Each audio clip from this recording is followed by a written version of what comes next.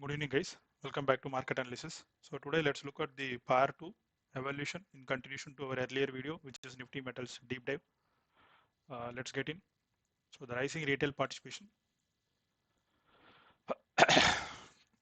So according to the CB data, the new dematerialized or demat account additions rose to an all-time high of 10.7 million between April 2022 and January 2021.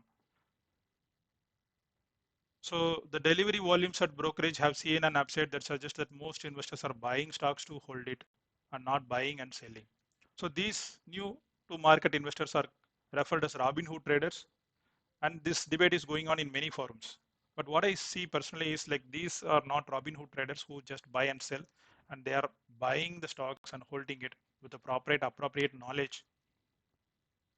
So while some of the investors may have come with the objective of making quick money through trading in the rising market momentum, the number of serious investors this time with a medium to long-term horizon is significant, which signals the maturity of retail equity investors in India.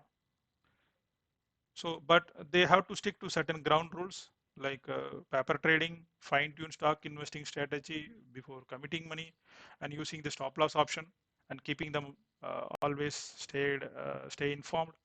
So all this they should, if they follow, these investors are going to be a very good. Uh, I mean, like they are going to have a positive returns in the futures. So is it right time to enter the market? Every market participant is aware of the uncertainty prevailing due to the current lockdown and its implications.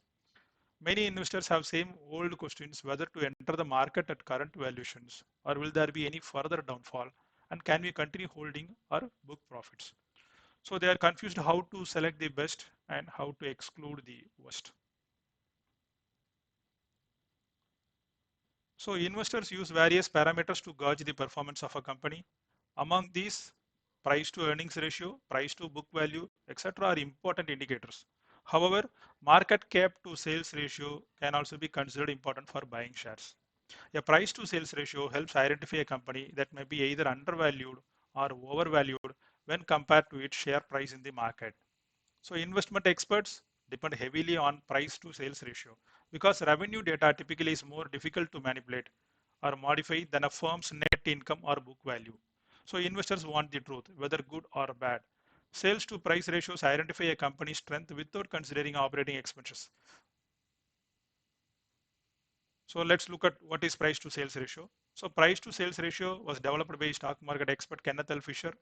So Fisher noticed that when a company experiences a period of early growth, investors place an unrealistic valuation on the company. But when the value of the company drops below their expectations, the investors panic and sell the stock. So Fisher believed that a company with a strong management should be able to identify and solve the problems. So to help solve the problems of overvaluation, Fisher came up with the price to sales ratio. So the value of the sales is used as the base for the formula because while earnings fluctuate, sales don't. The sales of company remain stable and are not affected by accounting practices. So other reason for using this indicator is things like EPS, earnings per share are derived from net profits, which can easily be manipulated by increasing or decreasing the cost. But it is much more difficult to manipulate the sales. Another important reason for considering market cap to sale ratio is that it enables you to quickly spot the change in direction of sales. So the PS ratio is especially useful for valuing startups and other newly formed companies with high growth potential, but that have not delivered significant profits till now. It is also an effective tool for measuring companies in cyclical industries or those with temporary negative earnings but showing the signs of revival. So what these ratios mean from an investment perspective, a low price to sales ratio, one or less may indicate a good buy with a stock price that is undervalued. So high price to sales ratios such as 2.0 to, I mean like 2 to 3 display a strong market price and perhaps an equally strong company. Depending on the goals of the investors, some seek a low PS ratio to uncover good stock buys. But other individual or institutional investors like HNI, FIA, big investors are more comfortable owning shares only in the strong companies. So how to derive this? So the price to sales ratio formula is total market capitalization divided by total sales. So let's look at our topic today, the steel company's valuation ratio. Coming in order, Tata Steel is 0.5, 0.50, SAIL is 0.80, JSW Steel is 2, Jindal Steel is 1, and Tata Steel is 0.49, and Hindalco is 0.66. So if you see, the other individual or institutional investors are more comfortable owning shares in the strongest companies. So the ratios such as 2.2 to 3 display a strong market price and perhaps an equally strong company. If you see all the IT company stocks, especially TCS, Infi, they're all their price to sales ratio is very huge. I mean, like they are overvalued. I mean, like they are close to 5 to 7. If you see Maruti, it is close to 3. So doesn't means that they are not the stocks to be picked, but they are overvalued at the current levels. So this ratio will help identify what are the price to sales ratio and the companies which are undervalued at the current levels. So as per that, so Tata Steel, SAIL, Jindal Steel, Tata Steel BSL and Hindalco, they are all very good picks. So these are the companies the investors should look in, and this is one of the valuation ratio most of the brokerage companies and big investors will look for. So the average figure of mid cap to sales ratio as on April 22, 2020 of these companies stood at 1.38. The same ratio on December 31st, 2019 stood at 1.75. So thereby showing at least 20% overall discount in valuations since the last 4 months.